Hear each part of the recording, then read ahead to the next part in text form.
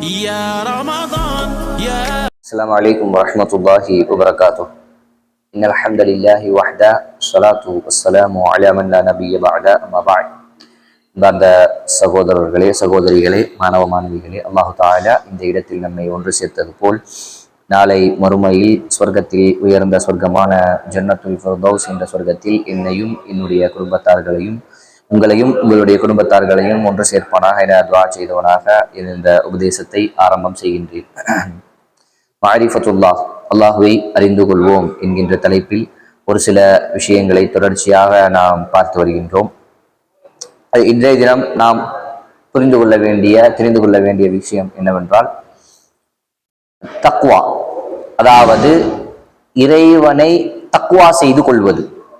இறைவனை தக்வா செய்து கொள்வது, இதை அல்லாஹுடைய தூதரும் நிறைய வசனங்களிலும் ஹதீஸுகளிலும் இந்த தக்வா, முத்தகீன் என்கின்ற வார்த்தைகள் எல்லாம் அவர்களுக்குரிய சிறப்புகளாக வருவதை எல்லாம் சொன்னதை நீங்கள் உணரலாம். அல்லாஹு தஆலா சொல்றான், வலக்கத் வஸ்ஸைனல் லதீன ஊதுல் கிதாப மின் கப்லிக்கும், உனக்கு முன்னால் நபியை பார்த்து சொல்லலாம், உனக்கு முன்னால் வேதம் கொடுக்கப்பட்ட அனைவருக்கும் நாம் வசியத்தாக செய்திருந்தோம். என்னது? வையாக்கும், மேலும் உங்களுக்கும் நாம் வசியத்தாக செய்கின்றோம். என்னத்த? அனித்தகுல்லாஹ், அல்லாஹுவை நீங்கள் தக்வா செய்து கொள்ளுங்கள் என்று. இது அல்லாஹு தஆலா நபிமார்கள் அனைவருக்கும் செய்த ஒரு வசியத்தாக அல்லாஹு தஆலா சொல்லி காட்டுகின்றான். இறைவனை நீங்கள் தக்வா செய்து கொள்ளுங்கள், இறைவனை நீங்கள் தக்வா செய்து கொள்ளுங்கள் என்கின்ற ஒரு வசனத்தை. அதே மாதிரி அல்லாஹ் தஆலா சொல்றான், ஃபத்தகுல்லாஹ வ அத்தீஊன், அல்லாஹுவை நீங்கள் தக்வா செய்து கொள்ளுங்கள், அவனுக்கு நீங்கள் கட்டுப்பட்டு நடங்கள் என்று அல்லாஹு தஆலா பொதுவாக அனைத்து முஃமின்களுக்கும் சொல்லக்கூடிய கட்டளையும் நாம் பார்க்கிறோம். அப்ப தக்வா என்பது ஒரு முஃமினிடத்தில் இருக்க வேண்டிய ஒரு அடிப்படையான ஒரு பண்பு, ஒரு அடிப்படையாக அவரிடத்தில் இருக்க வேண்டிய யதார்த்தத்தில் இருக்க வேண்டிய ஒரு பண்பு அப்படிங்கிறத நம்ம உணர முடியுது. அதே மாதிரி அல்லாஹு தஆலா இன்னலில் முத்தகீன மஃபாஸா, இந்த தக்வா உடையவர்களுக்கு தான் வெற்றி இருக்கிறது நாளை மறுமையில் என்றும் அல்லாஹு தஆலா சொல்கின்றான். அதே மாதிரி முத்தகீன், சொர்க்கத்தை பற்றி அல்லாஹு தஆலா சொல்லும் போது அது தக்வா உடையவர்களுக்காக தயார் பண்ணப்பட்டுள்ளது என்றும் அல்லாஹு தஆலா சொல்றான். அப்ப இந்த தக்வா என்கின்ற ஒரு பண்பு கண்டிப்பாக ஒவ்வொரு முஃமினும் அந்த பண்பை வளர்த்து கொள்ள வேண்டும், தன்னிடத்தில் ஏற்படுத்தி கொள்ள வேண்டும் என்பதை இந்த வசனங்கள் எல்லாம் அதற்குள்ள சிறப்பை சொல்வதன் மூலமாக நாம் அறிந்து கொள்ள முடியுது. சரிங்களா? தக்வா என்றால் என்ன? தக்வா, நான் இதுவரைக்கும் அதனாலதான் தக்வா என்றால் இறையச்சம் என்று சொல்லப்படும். பட் அது முழுமையான பொருத்தமானது அல்ல. இறையச்சம் என்பது தக்வாவுடைய ஒரு பகுதி, அதில் இன்னொரு பகுதியும் உண்டு. தக்வா என்றால் என்ன அப்படின்னா, அல்லாஹ்விடத்தில் அவனுடைய நன்மைகளை எல்லாம் எதிர்பார்த்து, அவனுடைய கூலிகளை எல்லாம் எதிர்பார்த்து, அவன் காட்டிய விஷயங்கள், நன்மையான காரியங்கள் அனைத்தையும் செய்வது தக்வா. அதே மாதிரி அல்லாஹ்வுடைய தண்டனையை பயந்து, அல்லாஹ்வுடைய தண்டனை, அல்லாஹ்வுடைய வேதனையை பயந்து, அல்லாஹும் அல்லாஹ்வுடைய தூதரும் தடுத்த விஷயங்கள் அனைத்தையும் விட்டு தூரமாவது, இது ரெண்டும் சேருவதற்கு பெயர் தான் தக்வா. இதுல ஒரு மனிதர் நன்மையை செய்வதிலும் பாவங்களை விட்டு தவிர்வதிலும் எந்த அளவிற்கு அவர் ஈடுபாடோடு முழுமையாக இருக்கிறாரோ அந்த அளவிற்கு அவரிடத்தில் தக்வா இருக்குது அப்படின்னு அர்த்தம். அதுல பலகீனமா இருக்காரு, நன்மையான காரியங்களை செய்கிறதுல பலகீனமா இருக்காரு, பாவங்களை விட்டு தூரமாகிறதுல பலகீனமா இருக்காரு அப்படின்னா தக்வால அவர் பலகீனமா இருக்காருன்னு அர்த்தம். அதுல ஓரளவுக்கு இருக்கிறாரு அப்படின்னா, நல்ல முறையில இருக்காரு அப்படின்னா அவர் தக்வால ஒரு நல்ல ஒரு அந்தஸ்துல இருக்கிறாரு அப்படிங்கிறது அர்த்தம். தக்வா என்றால் அல்லாஹ்வுடைய தூதரும் காட்டி தந்த நல்ல அமல்களை அனைத்தையும் செய்ய முயற்சி செய்வது, அதே மாதிரி அல்லாஹ்வுடைய தூதர் தடை செய்த விஷயங்கள் அனைத்தையும் விட்டு தூரமாகுவது, இதற்கு பெயர் தான் தக்வா அப்படிங்கிறத பிடிச்சிடணும். அதே மாதிரி அல்லாஹ்வுடைய தூதர் அத்தக்வா ஹா ஹுனா அப்படின்னு தன்னுடைய அந்த இதயத்தை, தன்னுடைய கல்ப இஷாரா பண்ணி சுட்டி காட்டி அல்லாஹ்வுடைய தூதர் சொல்றாங்க, அத்தக்வா ஹா ஹுனா, தக்வா என்பது இந்த உள்ளத்தில் இருக்கிறது அப்படின்னு அல்லாஹ்வுடைய தூதர் சொல்லி கேட்டாங்க. அப்ப தக்வா என்பது ஏற்பட வேண்டிய இடம் உள்ளம் அப்படிங்கிற விஷயம் புரியுது. சரிங்களா? இந்த உள்ளத்தில் தான் அந்த தக்வா ஏற்பட வேண்டும் என்கின்ற ஒரு விஷயத்தையும் அல்லாஹ்வுடைய தூதர் சொல்லி காட்டக்கூடிய செய்தி நம்ம பார்க்கிறோம். இந்த அளவிற்கு தக்வா என்பது ஒரு முஃமினிடத்தில் இருக்க வேண்டும் என்பதை உணர்ந்து கொள்ள வேண்டும். இந்த தக்வாவுடைய மனிதர்களுக்கு கிடைக்கக்கூடிய சிறப்புகளாக குர்ஆனும் ஹதீஸும் சொல்லக்கூடிய விஷயங்கள் நம்ம பார்க்கிறோம். முதலாவது விஷயமாக ஏன் தக்வா அனைவரிடத்திலும் இருக்க வேண்டியது கட்டாயம் என்றால் அல்லாஹ் தஆலா சொல்றான், இன்னமா யதகப்பருல்லாஹு மினல் முத்தகீன், தக்வா உடையவர்களிடம்தான் அல்லாஹ் தஆலா அமல்களை அங்கீகரித்துக் கொள்வான். நம்ம நிறைய அமல்கள் செய்றோம், நிறைய தொழலாம், நிறைய நோன்பு வைக்கலாம், சரிங்களா, நிறைய தர்மங்கள் செய்யலாம், குர்ஆன் ஓதலாம், துஆ செய்யலாம், என்ன அவர்கள் செய்தாலும் சரி, அந்த அமலை அல்லாஹ் தஆலா அங்கீகரித்து அதற்காக அல்லாஹ் தஆலா நாளை மறுமையிற்கு கூலி தர வேண்டும் என்றால் என்னிடத்தில் இருக்க வேண்டிய முக்கியமான பண்பு என்ன? அந்த அமல் செய்வதை தாண்டி என்னிடத்துல தக்வா இருக்கணும். என்னிடத்துல தக்வா இருக்கணும். அப்பதான் அல்லாஹ் தஆலா அதற்கு அல்லாஹ் தஆலா அந்த அமலை அங்கீகரித்துக் கொண்டு அதற்கான கூலியை தருவான். அப்படிங்கிறத பார்க்கிறோம். அபூ தர்தா ரலியல்லாஹு அன்ஹு அவர்கள் சொல்லக்கூடிய வார்த்தையை பாருங்க. இன்னல்லாஹ தகப்பல மின்னி ஸலாத்தன் வாஹிதத்தன். அல்லாஹ் தஆலா என்னிடத்திலிருந்து ஒரு தொழுகையை அங்கீகரித்து கொண்டான் என்பது எனக்கு தெரிந்தால், அல்லாஹ் தஆலா என்னிடத்திலிருந்து ஒரே ஒரு தொழுகை அங்கீகரித்து கொண்டால், அஹப்பு இலைய மினத் துன்யா வ மா ஃபீஹா, இந்த உலகத்தில் இருக்கிற எல்லாத்தையும் விட எனக்கு அது சிறந்தது. ஏன்னா அந்த உலகத்துல நம்ம மௌத்தார வரைக்கும் அல்லாஹ் தஆலா எதை அங்கீகரித்தான், எதற்கு முழுமையான கூலியை தந்தான், எதை அல்லாஹ் தஆலா மறுத்தான் என்கின்ற விஷயம் நமக்கு தெரியாதே. அல்லாஹ் அபூ தர்தா ரலியல்லாஹு அன்ஹு சொல்றாங்க, நான் தொழுத 2 ரக்காத் ஒரு தொழுகை அதை அல்லாஹ் தஆலா அங்கீகரித்து கொண்டான் அப்படின்னு எனக்கு தெரிஞ்சா அது எனக்கு இந்த உலகத்துல இருக்க எல்லாத்தையும் தருவதை விட சிறந்தது. ஏன் இன்னமா யதகப்பலுல்லாஹு மினல் முத்தகீன், தக்வா உடையவர்கள் இருந்துதான் அல்லாஹ் தஆலா அமல்களை அங்கீகரித்துக் கொள்வான். இப்ப என்னுடைய ஒரு தொழுகை அல்லாஹ் தஆலா ஏற்றுக்கொண்டான் அப்படின்னா என்னை அல்லாஹ் தஆலா எந்த லிஸ்ட்ல வச்சிருக்கான்னு அர்த்தம். தக்வாவுடைய மனிதர்களுடைய தரத்துல அல்லாஹ் தஆலா என்னை வச்சிருக்கான்னு அர்த்தம். தக்வா உடையவர்களுக்கு என்ன உண்டு? உஇத்தத்தில் முத்தகீன், சொர்க்கத்தை பற்றி அல்லாஹ் தஆலா தக்வா உடையவர்களுக்கும் சொல்றான். சொர்க்கவாதிகளில் ஒருவராகவும் அவர் இருக்கின்றார். யாருடைய அமல்களை அல்லாஹ் தஆலா அங்கீகரிக்கிறானோ. அதனாலதான் அவங்க சொல்றாங்க, ஒரு தொழுகை அல்லாஹ் தஆலா எனக்கு அங்கீகரிக்கான்னு தெரிஞ்சா எனக்கு அது இந்த உலகத்தை விட விருப்பமானது அப்படின்னு அபூ தர்தா ரலியல்லாஹு அன்ஹு அவர்கள் சொல்லக்கூடிய விஷயத்தையும் பார்ப்போம். அப்ப தக்வாவுடைய முக்கியத்துவத்திலேயே மிக முக்கியமான விஷயம் என்ன? அவர்களிடம் இருந்துதான் அல்லாஹ் தஆலா அமல்களை அங்கீகரித்துக் கொள்கின்றான் என்ற விஷயத்தையும் பார்க்கிறோம். இரண்டாவது, இன்னல்லாஹ யுஹிப்புல் முத்தகீன், அல்லாஹ் தஆலா தக்வா உடையவர்களை நேசிக்கின்றான். இறைவனுடைய நேசம் என்கின்ற ஒரு தலைப்புல ஒரு சில விஷயங்கள் நம்ம பார்ப்போம். இந்த இறைவனுடைய நேசத்தை பெற்றுத்தரக்கூடிய ஒரு விஷயமாக இருக்கக்கூடிய ஒன்று என்னது? தக்வா. இறைவனின் மீது இறைவனிடத்தில் சரியான தக்வாவோடு நடந்து கொள்வது என்பது. நான் எல்லா இடத்துலயுமே தக்வா என்கின்ற வார்த்தையை தான் நான் பயன்படுத்துறேன். இந்த தக்வா என்று சொல்லப்படும் போது நமக்கு அந்த சிந்தனை வந்துடணும். என்னது? செய்யக்கூடிய நன்மைகளுக்கெல்லாம் அல்லாஹ் தஆலா அதற்கான அதாவது எந்த நன்மையா இருந்தாலும் சரி அதை இறைவனிடத்தில் நன்மையை எதிர்பார்த்து செய்வதும், அல்லாஹ் தஆலா அவருடைய தண்டனைகளை பயந்து அதிலிருந்து விலகிக் கொள்வதும் தான் தக்வா அப்படிங்கிற விஷயத்தையும் நம்ம புரிஞ்சுக்கணும். சரிங்களா? அப்ப அந்த அளவிற்கு இந்த தக்வா என்பது மிக முக்கியமான ஒன்று. அல்லாஹ் தஆலா அவனுடைய நேசத்தை பெறக்கூடிய ஒன்றாகவும் இந்த தக்வாவை அல்லாஹ் தஆலா சொல்லி காட்டுகின்றான் என்கின்ற விஷயத்தை நம்ம தெரிஞ்சுக்கணும். அடுத்ததா இரண்டாவது விஷயம். மூணாவது, அல்லாஹ் தஆலா சொல்றான் குர்ஆன்ல, யா அய்யுஹன் நாஸ் இன்னா ஹலக்னாக்கும் மின் ஸக்கரி வ உன்ஸா, நாம் உங்களை ஒரு ஆண் பெண்ணிலிருந்து படைத்தோம்.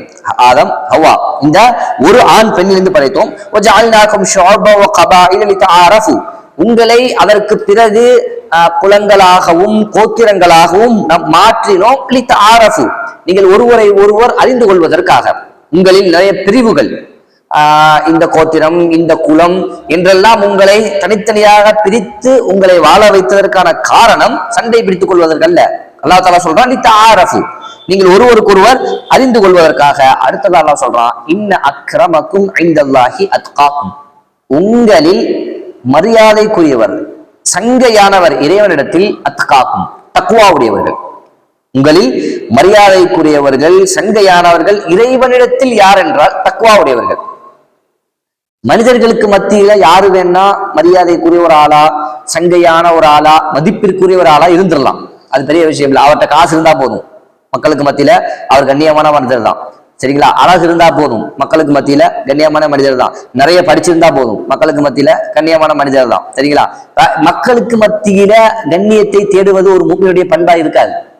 மக்களுக்கு மத்தியில கண்ணியத்தை தேடுவது, ஏன்னா அவங்களோட மக்களுக்கு மத்தியில கண்ணியமாக திகழ்வது என்பது ரொம்ப ஈஸி. இறைவனுக்கு முன்னால் கண்ணியமாக இருப்பது கஷ்டம்.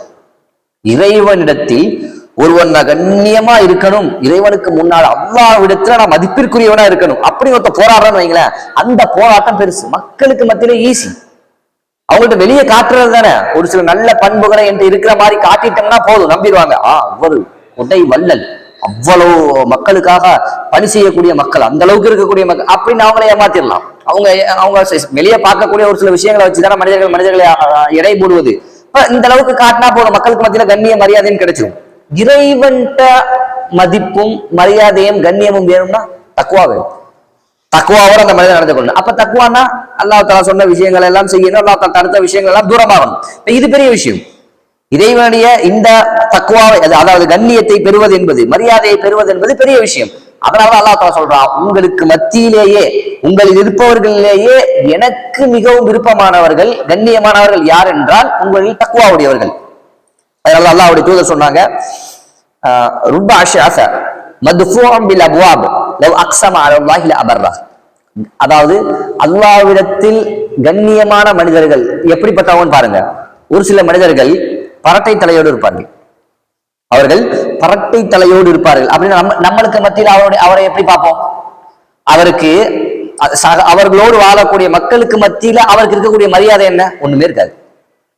எந்த அளவுக்கு அல்லாஹ் அர்த்தம் சொல்றாங்க, மத்ஃபூஅன் பில் அப்வாப், வாசல்ல வந்து நின்றா கூட நீங்க விரட்டுவீங்க அவரை உள்ள வாங்கன்னு சொல்லி ஒரு முக்கியத்துவம் கொடுத்து பேசுவீங்களே, அந்த அளவுக்கு கூட அவருக்கு நீங்க முக்கியத்துவம் கொடுக்க மாட்டீங்க. வாசல்ல வந்து நின்றா விரட்டுவீங்க. அந்த அளவுக்கு தான் உங்களிடத்தில் அவருடைய மரியாதை. சரிங்களா? உங்களுடைய பார்வையில, ஏன்னா ஏழை, ஒரு வறியவர், அன்றாட தேவைக்கு கூட இல்லாத ஒரு நபர், அதனால நீங்க அப்படிதான் மரியாதை குறைவாதான் நீங்க பார்ப்பீங்க. ஆனால் அவர்கிட்ட இருந்த ஈமான், அவரிடத்துல தக்குவா, அவரிடத்துல இருந்த விளக்கம், கல்வியின் காரணமாக லவ் அக்ஸம அலல்லாஹி லஅபர்ரா, அல்லாஹ்வின் மீது சத்தியம் செய்து இது நடக்கும், அல்லாஹ் தஆலா இதை நிறைவேற்றி தீர்வான் அப்படின்னு அவர் சொல்லிட்டார்னா, அவர் சொன்னாருங்கிறதுக்காக அல்லாஹ் தஆலா அதை நிறைவேற்றிடுவான். எந்த அளவுக்கு மதிப்பும் கண்ணியமும் இந்த மனிதருக்கு அல்லாஹ்ட்ட இருக்குன்னு பாத்தீங்களா? அவருக்கு மக்களுக்கு மத்தியில் என்ன மதிப்பு? ஒன்னும் கிடையாது. அவருக்கு ஒன்னும் கிடையாது. ஒரு சபையில ஒரு கருத்து சொன்னார்னா அது ஏற்றுக்கொள்ளப்படாது. ரோட்ல பார்த்தாங்கன்னா அவரை பார்த்து சிரிச்சு சலாம் கொள்ளக்கூடியவங்க யாரும் செய்யாது. அவரா சலாம் சொன்னா அலைஹிஸ்ஸலாம். இந்த நிலைமையிலதான் அவருடைய மரியாதை மக்களுக்கு மத்தியில இருக்கும். மக்களுக்கு மத்தியில அவருடைய மரியாதை அந்த அளவுக்கு தான் இருக்கும். அல்லாஹ்விடத்துல அவருடைய மரியாதை என்ன?